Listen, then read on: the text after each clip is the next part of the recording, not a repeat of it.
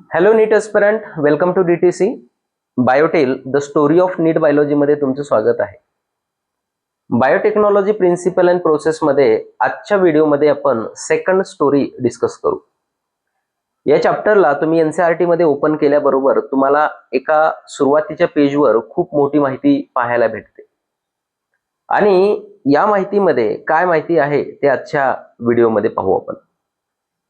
मी पहिला पॉइंट असं सांगणार आहे की असेक्सुअल रिप्रोडक्शन मध्ये जेनेटिक इन्फॉर्मेशन ही प्रिझर्व केली जाते अक्रॉस द जनरेशन. याचा अर्थ असा आहे की पॅरेंट्सचं जेही जेनेटिक मटेरियल आहे ते सेम जेनेटिक मटेरियल हे प्रोजेनीमध्ये उतरत असतं. प्रोजेनीमध्ये उतरत असतं याचा अर्थ असा आहे की जेनेटिक मटेरियल बदलत नाही, ते कॉन्स्टंट राहतं. पण याच्या उलट आपण जर पाहिलं तर सेक्सुअल रिप्रोडक्शन मध्ये ज्या प्रोजेनी तयार होतात तर त्या प्रोजेनीमध्ये आपल्याला व्हेरिएशन्स पाहायला भेटतात. कारण सेक्सुअल रिप्रोडक्शन मध्ये दोन पॅरेंट इन्व्हॉल्व होतात. मिओसिसनं त्यांचे गॅमेट तयार होतात आणि मिओसिस होत असताना क्रॉसिंग ओव्हर होत असतं, एक्सचेंज ऑफ जेनेटिक मटेरियल होत असतं, रिकॉम्बिनेशन होतं आणि नवीन प्रकारचं जेनेटिक मटेरियल तिथं तयार होतं. आणि म्हणून सेक्सुअल रिप्रोडक्शनद्वारे तयार होणाऱ्या प्रोजेनीमध्ये व्हेरिएशन्स डेव्हलप होतात, बरोबर. आणि असेक्सुअल रिप्रोडक्शन मध्ये जेनेटिक मटेरियल कॉन्स्टंट राहतं हे आपल्याला माहित असणं गरजेचं आहे. मग सेक्सुअल रिप्रोडक्शन मध्ये जेनेटिक मटेरियल मध्ये येणारे जे व्हेरिएशन्स आहेत ते फायद्याचे असतात as compare to asexual reproduction. त्यानंतर तिसरा पॉइंट असं सांगितलेला आहे की ट्रॅडिशनल हायब्रिडायझेशन जे आपण करतो plant and animal breeding programme मध्ये, तर ट्रॅडिशनल हायब्रिडायझेशन करत असताना ज्याही प्रोजेनी तयार होतात तर त्यांच्यामध्ये डिझायरेबल ॲज वेल ॲज अनडिझायरेबल जीन पास होतात. कारण तिथं पास होणाऱ्या जीन आपल्या कंट्रोलमध्ये नसतात. म्हणून या टेक्निकमध्ये काय होत असतं तर काही चांगले कॅरेक्टर आणि काही चांगले नसलेले कॅरेक्टर हे दोन्ही प्रकारचे कॅरेक्टर प्रोजेनीमध्ये पास होत असतात ट्रॅडिशनल हायब्रिडायझेशन मध्ये.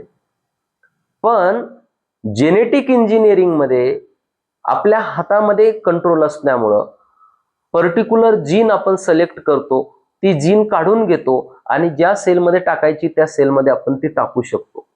म्हणून जेनेटिक इंजिनिअरिंग मध्ये फक्त डिझायरेबल जीनच प्रोजेनी सेलमध्ये पास होतात. हा जेनेटिक इंजिनिअरिंगचा खूप मोठा फायदा आहे. बरं, आता ज्यावेळेस आपण एखादी बाहेरची जीन एखाद्या सेलमध्ये टाकतो तर त्यावेळेस ती जीन कशी तिथं मल्टिप्लाय होते, तर या एक्सप्लेन करण्यासाठी या टॉपिकचं नाव आहे fate of alien piece of DNA. Fate of alien piece of DNA म्हणजे नेमकं काय, तर फेटचा अर्थ आहे बाळांनो फ्युचर. मग ज्या वेळेस आपण एखाद्या सेलमध्ये एखादी डिझायरेबल जीन टाकतो तर ती जीन त्या सेलमध्ये कशी मल्टिप्लाय होते, तर हे समजून घेण्यासाठी आपण लक्षात घ्या. काय केलं, एक सेल घेतली, ज्या सेलमधून आपण डीएनए काढून घेतला, त्या डीएनए मधली आपण डिझायरेबल जीन घेतली. जीन म्हणजे काय, सेगमेंट ऑफ डीएनए, तो पण डीएनएच आहे. तर या जीनला काय करतो आपण एखाद्या सेलमध्ये इंट्रोड्यूस केल्यानंतर ती जीन त्या सेलमध्ये इंडिपेंडंटली मल्टिप्लाय होत नाही, म्हणजे स्वतःची स्वतः मल्टिप्लाय होत नाही. मग काय होतं तर ती जीन त्या सेल मधल्या जिनोम सोबत किंवा क्रोमोझोम सोबत आधी अटॅच झाली पाहिजे आणि ज्या जिनोमवर किंवा क्रोमोझोमवर ORI साईट पाहिजे. ORI साईटचा फुल फॉर्म आहे ओरिजिन ऑफ रिप्लिकेशन. म्हणजे टाकलेला डीएनए त्या सेलच्या क्रोमोझोम सोबत कनेक्ट होतो. ज्या क्रोमोझोमवर ORI साईट आहे त्या ORI साईट पासून तिथं रिप्लिकेशन चालू होतं, म्हणजे त्या डीएनएच्या कॉपी बनवायला चालू होतात. म्हणजे ज्या वेळेस त्या जिनोमच्या किंवा क्रोमोझोमची कॉपी तयार होईल तर त्याच्यासोबत टाकलेल्या डीएनएची पण कॉपी तयार होईल. लक्षात येते सर्वांना. म्हणजे आपल्याला टाकलेला डीएनए इंडिपेंडंट रिप्लिकेट होत नाही, तर तो होस्ट सेलच्या जिनोम सोबत अटॅच होऊन नंतर रिप्लिकेट होतो, हे आपल्याला माहित असणं गरजेचं आहे. आता ORI चा फुल फॉर्म काय आहे, तर ओरिजिन ऑफ रिप्लिकेशन. म्हणजे काय, तर it is a specific base sequence on DNA from which replication initiate. म्हणजे डीएनए वरचा असा स्पेसिफिक बेस सिक्वेन्स त्या पॉइंट पासून रिप्लिकेशन सुरू होतं, त्याला आपण काय म्हणतो, ORI साइट म्हणतो. ORI साइट बद्दल डिटेलमध्ये आपल्याला पुढं एक स्पेशल टॉपिक आहे तिथं डिस्कस करणार आहे बाळांनो. बरं, आता लक्षात ठेवायचंय की मग टाकलेला डीएनए त्या सेलमध्ये मल्टिप्लाय होतो आणि त्याच्या मल्टिपल कॉपीज तयार होतात. मग या मल्टिपल कॉपीज तयार होणं या प्रोसेसला काय म्हणायचं, तर त्याला आपण क्लोनिंग म्हणतो.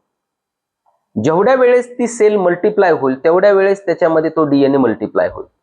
मग कशाला म्हणायचं क्लोनिंग, तर formation of multiple copies of any template DNA, formation of multiple identical copy of any template DNA is called cloning.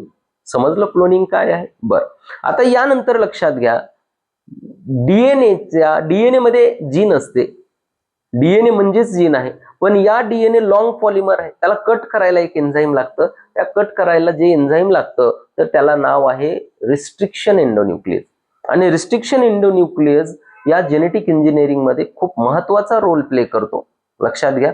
आणि मग त्याला कट करण्यासाठी रिस्ट्रिक्शन एंडोन्यूक्लियस हे जे एन्झाईम आहे तर त्याला दुसरं नाव आहे मॉलिक्युलर सीझर. काय नाव आहे, मॉलिक्युलर सीझर. मॉलिक्युलला कट करणारी सीझर, कात्री. बरं, आता कट केल्यानंतर दोन डीएनएचे तुकडे एकमेकांना जोडावे पण लागतात आणि जोडण्यासाठी जे एन्झाईम लागतं तर ते असतं डीएनए लायगेज. हे आपल्या लक्षात येणं गरजेचं आहे. बरं, आता त्यानंतर आपल्याला सांगता येईल की steps of genetic engineering. Steps of genetic engineering मध्ये इथं फक्त शॉर्ट मध्ये 3 स्टेप दिलेले आहेत इंट्रोडक्शन मध्ये. डिटेलमध्ये आपण पुढे घेणार आहेत. मग इथल्या 3 स्टेप कोणत्या आहेत. यस, पहिल्यांदा आपल्याला क्रिएशन ऑफ आरडीएनए ही पहिली स्टेप आहे. म्हणजे सुरुवातीला आरडीएनए तयार करून घ्यावा लागेल. आरडीएनए म्हणजे काय सर, तर recombinant DNA. Sir recombinant DNA म्हणजे काय, तर फॉरेन डीएनए ज्याच्यामध्ये डिझायरेबल जीन आहे आणि वेक्टर डीएनए, बरोबर आहे ना, या दोघांना जोडून हा आरडीएनए तयार होत असतो. लक्षात ठेवणं गरजेचं आहे. Foreign DNA with vector DNA equal to rDNA. RDNA also called chimeric DNA असं पण त्याला म्हटलं जातं, लक्षात ठेवायचं. सर प्लाझ्मिड काय आहे आता, तर प्लाझ्मिड आपण वेक्टर डीएनए म्हणून वापरतो जो या जीनला वाहून नेण्याचं काम करेल. प्लाझ्मिड हा ॲटोनॉमसली म्हणजेच self replicating extra chromosomal circular double standard DNA असतो. प्लाझ्मिड हा पण एक सर्क्युलर डबल स्टँडर्ड डीएनए आहे जो ॲटोनॉमसली रिप्लिकेट होऊ शकतो कारण त्याच्याकडे स्वतःवर ORI साइट असते. बरं, आता याला पण आपल्याला डिटेलमध्ये पुढे थोडं शिकायचं आहे प्लाझ्मिड बद्दल. इंट्रोडक्शन मध्ये लक्षात घ्या एवढं. बरं, आता मग पहिला 3 स्टेप सांगत होतो मी. पहिली स्टेप आहे क्रिएशन ऑफ आरडीएनए. दुसरी स्टेप आहे जीन क्लोनिंग. दुसरी स्टेप आहे use of gene cloning. RDNA तयार केला, त्याच्या मल्टिपल कॉपी तयार करा, आता जीन क्लोनिंग. आणि तिसरी स्टेप आहे जीन ट्रान्सफर. म्हणजे तयार झालेल्या ज्या डीएनएच्या कॉपी आहेत तर त्या यस प्रोजेनीमध्ये ट्रान्सफर झाल्या पाहिजेत. Creation of rDNA, use of gene cloning and gene transfer, या 3 स्टेप इथं आपल्याला दिलेल्या आहेत. बरं, आता याच्यानंतर मला अजून काय सांगता येईल, तर पहिला आरडीएनए कुणी तयार केला, पहिला इन्सिडन्स आरडीएनए तयार करण्याचा कुणी केला, तर पहिला आरडीएनए रिकॉम्बिनंट डीएनए तयार केला बाळांनो 2 सायंटिस्टनी, ज्यांचं नाव आहे स्टॅनली कोहेन आणि हर्बर्ट बॉयर. यांनी 1972 मध्ये पहिला आरडीएनए तयार केला. आता यांनी आरडीएनए तयार करत असताना काय केलं, तर अँटीबायोटिक रेजिस्टंट जीन वापरली. अँटीबायोटिक रेजिस्टंट जीन ही एका प्लाझ्मिडला जोडली. यस, प्लाझ्मिड कोणाचा वापरला, तर साल्मोनेला टायफी नावाचा जो बॅक्टेरिया आहे त्याच्या प्लाझ्मिडला अँटीबायोटिक रेजिस्टंट जीन जोडली. आणि ही जीन जोडल्याच्या नंतर यस याला आरडीएनए तयार झाला. आणि आरडीएनएला नंतर कुठं टाकलं, तर एका होस्ट बॅक्टेरियामध्ये टाकलं, होस्ट सेलमध्ये टाकलं, यस ई कोलाय मध्ये. आणि ई कोलाय मध्ये टाकल्यानंतर तिथं त्याचं क्लोनिंग घडवून आणलं आणि मल्टिपल कॉपीज यस तयार केलेल्या. मग क्वेश्चन काय येईल, पहिला आरडीएनए कुणी तयार केला, यस स्टॅनली कोहेन आणि हर्बर्ट बॉयरनं तयार केला. कोणती जीन त्यांनी वापरली, अँटीबायोटिक रेजिस्टंट जीन. प्लाझ्मिड कोणाचा वापरला, साल्मोनेला टायफीचा वापरला. हे आपल्या लक्षात येणं गरजेचं आहे. यस, त्यांनी होस्ट सेल कोणती वापरली, तर ई कोलाय नावाचा बॅक्टेरिया वापरला. हे आम्हाला माहित असणं गरजेचं आहे. बरं, आता याच्यानंतर एक शेवटचा पॉइंट मला सांगता येईल की formation of genetically modified organism, GMOज. आणि मग जेनेटिकली मॉडिफाईड ऑर्गॅनिझम म्हणजे काय? ज्या ऑर्गॅनिझम मधल्या जीन मध्ये मॅनिप्युलेशन केलेलं आहे, बदल केलेला आहे, बरोबर आहे ना. मग तुम्ही त्याच्यामध्ये बाहेरची जीन टाकली असेल किंवा आहे एखादी जीन काढून टाकलेली असेल किंवा करेक्ट केलेली असेल, करेक्ट केलेली जीन टाकली असेल, तर त्याला आपण जेनेटिकली मॉडिफाईड ऑर्गॅनिझम म्हणतो. आणि जेनेटिकली मॉडिफाईड ऑर्गॅनिझम तयार होण्याच्या इथं 3 स्टेप दिलेल्या आहेत. पहिली स्टेप काय आहे तर identification of DNA with desirable gene. असा DNA निवडा ज्याच्यामध्ये डिझायरेबल जीन आहे. दुसरी स्टेप आहे introduction of desirable gene into suitable host. म्हणजे ती जीन तुम्ही एका होस्टमध्ये टाका. आणि तिसरी स्टेप आहे maintenance of host and formation of transfer into progeny. म्हणजे मेंटेनन्स, ज्या होस्टमध्ये जीन तुम्ही टाकलेली आहे त्याला मेंटेन करा आणि पुढे प्रोजेनीमध्ये ती ट्रान्सफर झाली पाहिजे याची काळजी घ्या. तर अशा प्रकारे इंट्रोडक्शन मध्ये हे सर्व पॉइंट दिलेले आहेत. छान प्रकारे तुम्ही हे पेज वाचायचं आहे, स्टोरी ऐकायची आहे आणि समजून घ्यायची आहे.